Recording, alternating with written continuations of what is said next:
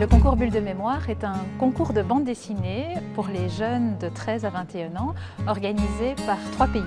La Belgique, donc c'est le War Heritage Institute qui coordonne l'organisation belge, l'Allemagne, c'est la VDK, et l'ONAC FG, qui est l'organisme qui coordonne le concours en France. Alors ce concours en fait demande aux jeunes de créer une courte bande dessinée sur une thématique mémorielle. Dit jaar was het jaarthema Sporen van oorlog. En concreet gaat dat over straatnaamborden, straten waar dat er iets gebeurd is.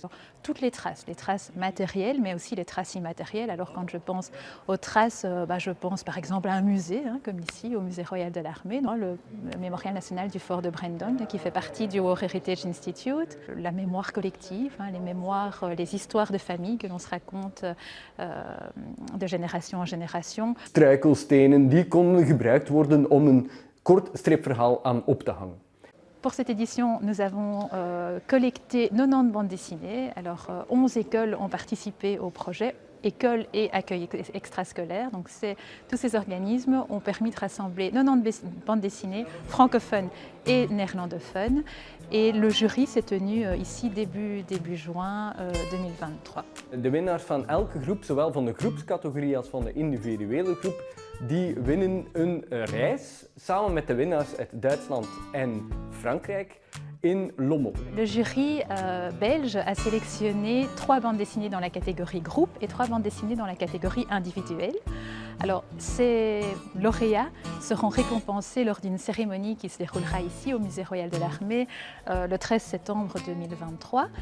Les premiers prix de chaque catégorie seront invités, eux, à participer à un voyage mémoriel, un voyage qui va regrouper les lauréats des 3 pays participants à Bulle de mémoire, donc les lauréats français, les lauréats belges et les lauréats allemands. Et ce séjour se déroulera fin septembre, début octobre, au centre d'hébergement de la VDK à Lommel.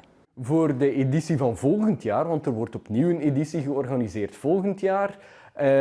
Die editie gaat over sport en conflict. L'idée, c'était vraiment d'évoquer tous les liens que les conflits peuvent avoir avec le monde sportif.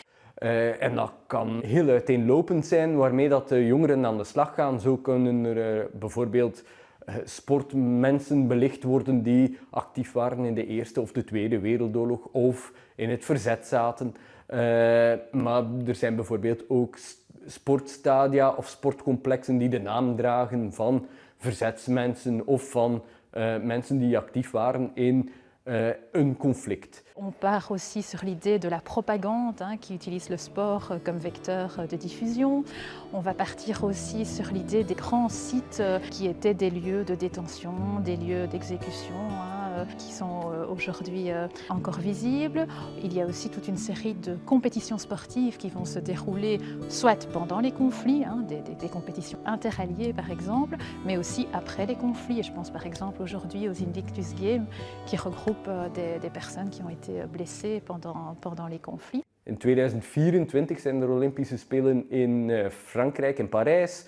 Ook daar kan er rond gewerkt worden. Donc tous ces éléments, toutes ces thématiques vont permettre aux jeunes en fait, de développer une bande dessinée pour l'édition 2023-2024 qui commencera à partir du mois de septembre.